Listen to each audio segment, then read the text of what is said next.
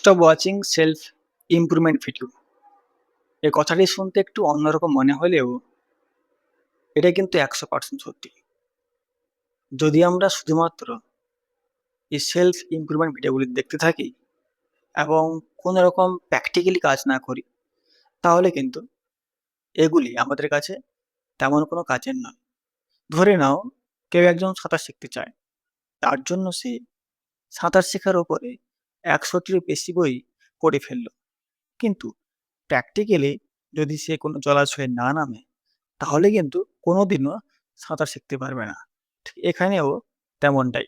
যদি আমরা সবসময় কোনো না কিছু কোনো তথ্য শিখতে থাকি এবং তা প্র্যাকটিক্যালি ব্যবহার না করি, তাহলে কিন্তু তা আমাদের কাছে সম্পূর্ণ বেকার, নিরর্থক। তাই আমাদের এটা করা উচিত, প্র্যাকটিক্যালি কাজ করা উচিত। একটা কিছু শিখলাম, সেটাকে প্র্যাকটিক্যালি আমরা ব্যবহার করব। এতে একটা জিনিস আমাদের লাভ হবে, আর তা হলো এক্সপেরিয়েন্স হওয়া। জীবনে আসল শিক্ষা হলো এক্সপেরিয়েন্স থেকেই হওয়া। আমরা যখনই কোনো কাজ করতে যাই, যদি ব্যর্থ হই, তাহলে আমরা সেখানে ভাবতে পারি যে এই কাজটা করতে গিয়ে আমি ব্যর্থ হলাম কিসের জন্য?